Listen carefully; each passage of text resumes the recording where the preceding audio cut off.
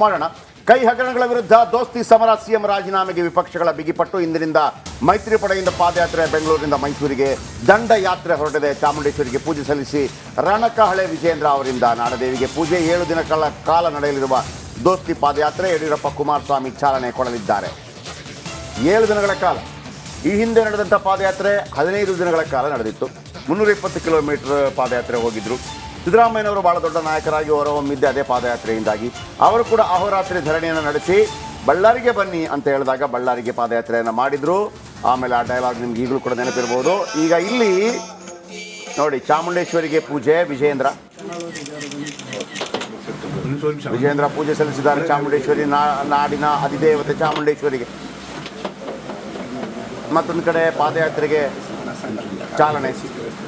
ತುಂಬ ಇಂಟ್ರೆಸ್ಟ್ ಇದೆ. ಯಾಕೆಂತಂದರೆ ಒಂದು ಕಡೆ ಈ ಪ್ರದೇಶದಲ್ಲಿ BJP ಮತ್ತು JDS ಬಂಪರ್ ಬೆಳೆ ತೆಗೆದಿದೆ. ಆದರೆ ನನಗೆ ಕ್ಯೂರಿಯಾಸಿಟಿ ಯಾವುದು ಗೊತ್ತಾ, ಯೋಗೇಶ್ವರ್ ಬರ್ತಾರಾ ಇಲ್ವಾ ಅಂತ ಹೇಳಿ. ಯಾಕಂದರೆ ಅವ್ರಿಗೆ ಸ್ವಲ್ಪ ಇರುಸು ಮುರುಸು ಇದ್ದಂಗಿದೆ ಚನ್ನಪಟ್ಟಣ ವಿಚಾರಕ್ಕೆ ಸಂಬಂಧಪಟ್ಟ ಹಾಗೆ. ಏನಿವೆ ಅದು ಅಂದರೆ ನಾನು ಅದನ್ನು ಭಾಗವಾಗಿ ಹೇಳಿದೆ. ನೀವು ಕೇಳಿದ್ರಲ್ಲ ನನ್ನ ಹತ್ರ ಯಾರೆಲ್ಲ ಬರ್ತಾರೆ ಅಂತ. ಬಸನಗೌಡ ಪಾಟೀಲ್ ಯತ್ನಾಳ್ ಬರೋದಿಲ್ಲ, ರಮೇಶ್ ಜಾರಕಿಹೊಳಿ ಬರೋದಿಲ್ಲ.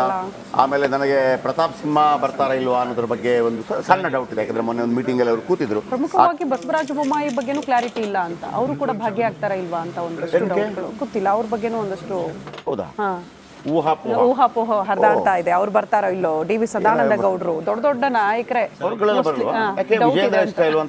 ಅವ್ರ ನಾಯಕತ್ವನೇ ಕೆಲವರಿಗೆ ಅಸಮಾಧಾನ ತಂದ್ಬಿಟ್ಟಿದೆ. ಬನ್ನಿ, ಇನ್ನು ಕಾಂಗ್ರೆಸ್ BJP ನಡುವೆ ಪಾದಯಾತ್ರೆ ಪಾಲಿಟಿಕ್ಸ್. ಪೊಲೀಸ್ ಅನುಮತಿ ವಿಚಾರದಲ್ಲಿ ಜಟಾಪಟಿ ಆಗತ್ತೆ. ಅದು ಮಾತಾಡಿದಾರಾ? ಒಂದು ಕೇಳಿಸ್ಕೊಳ್ಳಿ.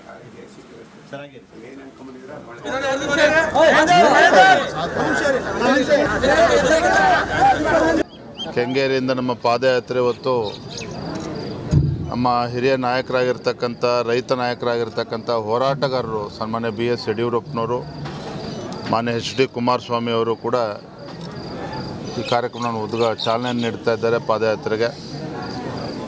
ನಮ್ಮ ಉದ್ದೇಶ ಈ ರಾಜ್ಯದಲ್ಲಿ ಅಹಿಂದ ಹೆಸರು ಹೇಳಿಕೊಂಡು ಅಧಿಕಾರದ ಚುಕ್ಕಾಣಿಯನ್ನು ಹಿಡಿದಿರ್ತಕ್ಕಂಥ ಸಿದ್ದರಾಮಯ್ಯನವರ ನೇತೃತ್ವದ ಕಾಂಗ್ರೆಸ್ ಸರ್ಕಾರ ಆ ಅಹಿಂದ ಸಮುದಾಯಗಳಿಗೆ ಇವತ್ತು ದ್ರೋಹ ಬಗೆದಿದ್ದಾರೆ.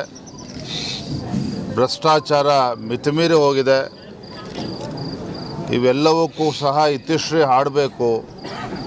ಆ ತುಳಿತಕ್ಕೆ ಒಳಗಾಗಿರ್ತಕ್ಕಂಥ ಸಮುದಾಯಗಳಿಗೆ ಮೀಸಲಿಟ್ಟಿರ್ತಕ್ಕಂಥ ಹಣ ಇವತ್ತೇನು ಲೂಟಿ ಮಾಡಿದ್ದಾರೆ, ಆ ಸಮುದಾಯಗಳಿಗೆ ತಲುಪಬೇಕು. ಯಾರು ತಪ್ಪಿತಸ್ಥರಿದ್ದಾರೆ ಅವ್ರಿಗೆ ಶಿಕ್ಷೆ ಆಗಬೇಕು.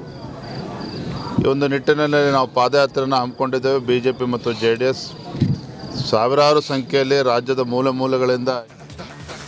ಮೂಡಾ ವಿಚಾರಕ್ಕೆ ಸಂಬಂಧಪಟ್ಟ ಹಾಗೆ 2 ಟೈಪಲ್ಲಿದೆ. ಒಂದು TJ ಅಬ್ರಹಾಂ ಈಗಾಗಲೇ ದೂರು ಕೊಟ್ಟಿದ್ದಾರೆ ರಾಜ್ಯಪಾಲರಿಗೆ. ರಾಜ್ಯಪಾಲರು ನೋಡ್ರಪ್ಪ, ನಿಮ್ಮ ಬಗ್ಗೆ ಒಂದು ದೂರು ಬಂದಿದೆ, ಕ್ಲಾರಿಟಿ ಕೊಡಿ ಅಂತ ಕೇಳಿದ್ದಾರೆ. ಆಗ ಕ್ಯಾಬಿನೆಟ್ ಸಭೆ ಕರೆದುಬಿಟ್ಟು ಅದನ್ನು ತಿರಸ್ಕಾರ ಮಾಡಿದೆ ರಾಜ್ಯ ಸರ್ಕಾರ. ಈಗ ಅದಕ್ಕೆ ಪ್ರಾಸಿಕ್ಯೂಷನ್ಗೆ ಅನುಮತಿ ಕೊಡಬೇಕಾ ಕೊಡಬಾರ್ದಾ, ರಾಜ್ಯಪಾಲರ ವಿವೇಚನೆಗೆ ಬಿಟ್ಟಂಥ ವಿಚಾರ. ಕೊಡ್ಬೋದು, ಕೊಡದೇ ಇರ್ಬೋದು.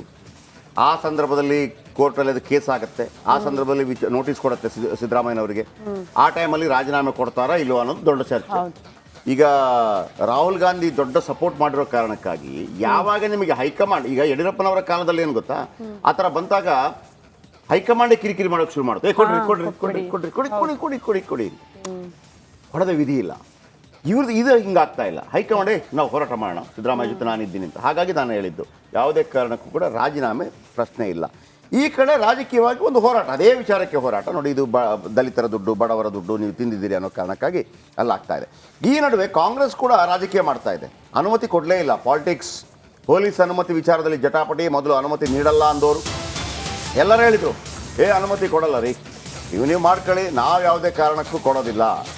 ಯಾಕೆ ಕೊಡಲ್ಲ ಅಂತಂದರೆ, ಹೌದು ನೀವೀಗ ಇದಾಯ್ತಲ್ಲ, ಯಾವುದು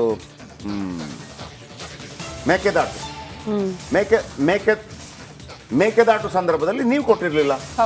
ಆದರೆ BJP ಆ ಟೈಮಲ್ಲಿ ಯಾಕೆ ಕೊಟ್ಟಿರಲಿಲ್ಲ ಅಂತಂದರೆ, ಆಗ ಕೊರೋನಾ ಜಾಸ್ತಿ ಇತ್ತು, ಮಾಡಬೇಡಿ ಅನ್ನೋ ಕಾರಣಕ್ಕಾಗಿ ನಿಮ್ಮ ರಿಸ್ಕಲ್ಲಿ ಮಾಡ್ಬೋದು ಅಂತಿತ್ತು, ಅವರು ಮಾಡಿದರು. ಇದೀಗ ಕಾಂಗ್ರೆಸ್ BJP ನಡುವೆ ಜಟಾಪಟಿ.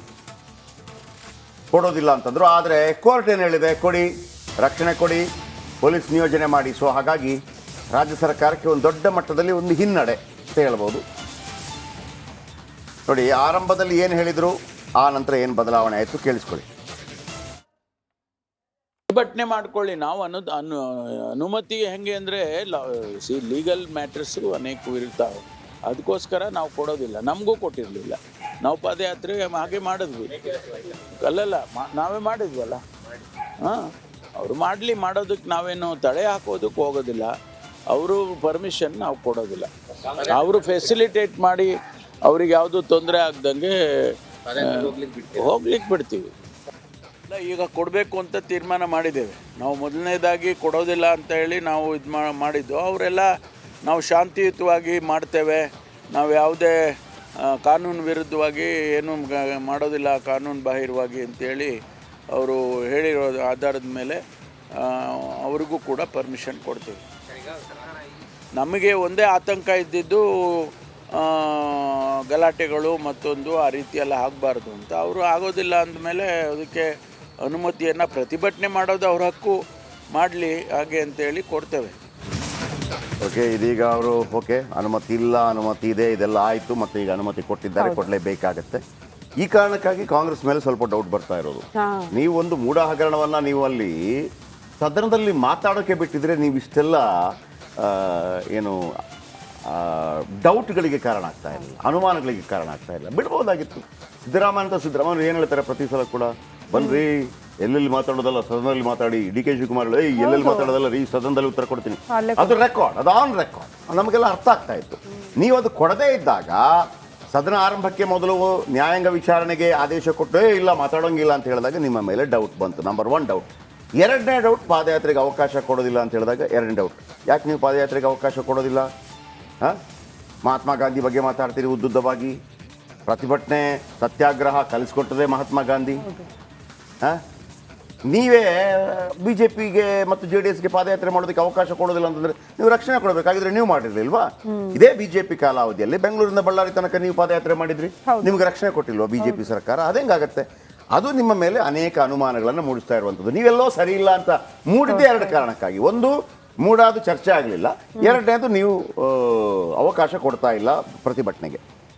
ಎನಿವೆ, ನನ್ನ ಕಲೀಗಿದ್ದಾರೆ ವಿಜಯ್ ಆ್ಯಂಡ್ ಸುರೇಶ್ ಆ್ಯಂಡ್ ಶ್ರೀಲಕ್ಷ್ಮಿ. ಮೊದಲಿಗೆ ನಾನು ವಿಜಯ್ ಬಳಿ ಹೋಗ್ತೀನಿ. ವಿಜಯ್, 7 ದಿನಗಳ ಕಾಲ ಆರಂಭದಲ್ಲಿ ಸ್ವಲ್ಪ ತಾಕಲಾಟಗಳಿತ್ತು, ಆದರೆ ಈಗ ಸಾಂಗೋಪಾಂಗವಾಗಿ ನಡೆಯುತ್ತೆ ಅಂತ ಅನಿಸ್ತಾ ಇದೆ. ಏನು ಅಪ್ಡೇಟ್ ಲೇಟೆಸ್ಟ್ ಇವತ್ತಿನಿಂದ?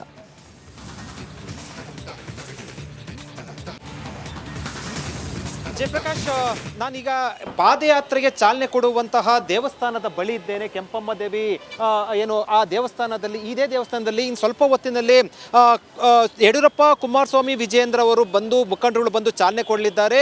ಅದರ ಪಕ್ಕದಲ್ಲಿ ಎಕ್ಸಾಕ್ಟ್ ಆಪೋಸಿಟ್ ಆಗಿ ಸಮಾವೇಶ ಅಂದರೆ ವೇದಿಕೆ ಕಾರ್ಯಕ್ರಮ ಇರುವಂಥದ್ದು. ಸಾಕಷ್ಟು ಬ್ಯಾನರ್ಗಳನ್ನು ನೋಡ್ಬೋದು, BJP ಮತ್ತು JDS ಬ್ಯಾನರ್ಗಳನ್ನು ಹಾಕಿರುವಂಥದ್ದು. ಒಟ್ಟು 126 ಕಿಲೋಮೀಟರ್ ಪಾದಯಾತ್ರೆ, ಪ್ರತಿದಿನ 15ರಿಂದ 20 ಕಿಲೋಮೀಟರ್ ಪಾದಯಾತ್ರೆ ಮಾಡುವಂಥದ್ದು.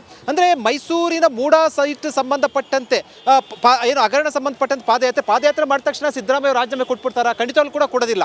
ಆದರೆ ರಾಜಕೀಯವಾಗಿ ಒಂದು ಸಂದೇಶ ರವಾನೆ ಮಾಡುವಂಥದ್ದು, ಜೊತೆಗೆ BJP JDS ಕಾಂಗ್ರೆಸ್ನ ಮುಖಂಡರುಗಳಿಗೆ ಸಂದೇಶ ರವಾನೆ ಮಾಡುವಂಥದ್ದು, ರಾಜಕೀಯವಾಗಿ ಒಂದಷ್ಟು ಗೇನ್ ಮಾಡಿಕೊಳ್ಳುವ ನಿಟ್ಟಿನಲ್ಲಿ ಈ ಪಾದಯಾತ್ರೆ ಸಾಕಷ್ಟು ಪ್ರಾಮುಖ್ಯತೆ ಪಡೆದಿರುವಂಥದ್ದು. ಮತ್ತೊಂದು ಕಡೆ ಯಾಕೆ ಪ್ರಾಮುಖ್ಯತೆ ಪಡೆದಿದೆ ಅಂದರೆ ಜಯಪ್ರಕಾಶ್, ಈಗಾಗಲೇ ಕೂಡ ರಾಜ್ಯಪಾಲರು ಬಹುತೇಕ ಪ್ರಾಸಿಕ್ಯೂಷನ್ಗೆ ಕೊಡುವಂತಹ ತಯಾರಿಯನ್ನು ಮಾಡ್ಕೊಳ್ತಾ ಇರುವಂಥದ್ದು. ಅದರ ಭಾಗವಾಗಿ ಶೋಕಾಸ್ ನೋಟಿಸನ್ನು ಕೊಟ್ಟು ಈ ವಾರದಲ್ಲಿ ಅಂದರೆ ಪಾದಯಾತ್ರೆ ಮುಗಿಯುವ ಒಳಗಡೆ ಏನೋ ಒಂದು ಮಹತ್ತರ ಬದಲಾವಣೆ ಆಗುವಂಥ ಸಾಧ್ಯತೆ ಇರುವಂಥದ್ದು, ಪ್ರಾಸಿಕ್ಯೂಷನ್ಗೆ ಕೊಡುವಂಥದ್ದು. ಆ ಹಿನ್ನೆಲೆಯಲ್ಲಿ ಅದರ ಮಧ್ಯೆ ಪ್ರಾಸಿಕ್ಯೂಷನ್ ಕೊಟ್ಟು CM ಸಂಬಂಧಪಟ್ಟಂತೆ ಏನು ಕೊಟ್ಟು ಮಾತಾಡಿ ತೀರ್ಮಾನ ಆದರೆ ಅದರ ಲಾಭ ಅಥವಾ ಅದರ ಒಂದು ಸಂದೇಶ BJP ಮತ್ತು JDSನ ಹೋರಾಟದಿಂದ ಅನ್ನುವಂಥದ್ದು ಇಡೀ ರಾಜ್ಯಾದ್ಯಂತ ಹೋಗುತ್ತೆ. ಕೇವಲ ಬೆಂಗಳೂರು ಮೈಸೂರು ಮಾತ್ರ ಭಾಗದಲ್ಲಿ ಮಾತ್ರ ಇದರ ಒಂದು ಸಂದೇಶ ಹೋಗೋದಿಲ್ಲ, ಇಡೀ ರಾಜ್ಯಾದ್ಯಂತ ಸಂದೇಶ ಹೋಗುತ್ತೆ. ಈ ನಿಟ್ಟಿನಲ್ಲಿ ರಾಜಕೀಯವಾಗಿ ಸಂದೇಶ ಕೊಡೋ ನಿಟ್ಟಿನಲ್ಲಿ ಈ ಪಾದಯಾತ್ರೆ ಹಮ್ಮಿಕೊಂಡಿರುವಂಥದ್ದು. ಮತ್ತು ಆರಂಭದಲ್ಲಿ ಪಾದಯಾತ್ರೆಗೆ JDS ಹಿನ್ನಡೆ ಅಂದರೆ ಏನು ವಾಪಸ್ ತೆಗೆದುಕೊಂಡ ಹಿನ್ನೆಲೆಯಲ್ಲಿ ಸಾಕಷ್ಟು ಗೊಂದಲ ಆಗಿತ್ತು. ಅಂತಿಮವಾಗಿ ಗೊಂದಲವೆಲ್ಲ ಸರಿಪಡಿಸಿಕೊಂಡು BJP JDS ಜಂಟಿಯಾಗಿ ಈಗ ಪಾದಯಾತ್ರೆಗೆ ಶುರು ಮಾಡಿರುವಂಥದ್ದು. ಇನ್ನು ಕೆಲವೇ ಹೊತ್ತಿನಲ್ಲಿ ಪಾದಯಾತ್ರೆ ಶುರುವಾಗಲಿದೆ. ಜಯಪ್ರಕಾಶ್, ಓಕೆ ವಿಜಯ್, ಹಾಗೆ ಹೋಲ್ಡ್ ಮಾಡಿ. ಮತ್ತೆ ಶ್ರೀಲಕ್ಷ್ಮಿ ಕೂಡ ಜಾಯಿನ್ ಆಗಿದ್ದಾರೆ. ಶ್ರೀಲಕ್ಷ್ಮಿ, ನಮಗೆ ಕುತೂಹಲ ಇರೋದು BJP ವಲಯದಲ್ಲಿ ಒಗ್ಗಟ್ಟು ಪ್ರದರ್ಶನ ಆಗುತ್ತಾ, ಎಲ್ಲಾ ನಾಯಕರು ಭಾಗಿಯಾಗ್ತಾರಾ ಅಂತ. ಆರಂಭದಲ್ಲಿ ಒಂದಷ್ಟು ಮುನಿಸು ಅಸಮಾಧಾನ ಕಾಣೋದಕ್ಕೆ ಸಿಗ್ತಾ ಇತ್ತು. ಸೊ ಏನ್ ನಿರೀಕ್ಷೆ ಮಾಡಬಹುದು, ಯಾರೆಲ್ಲ ಭಾಗಿಯಾಗ್ತಿದ್ದಾರೆ?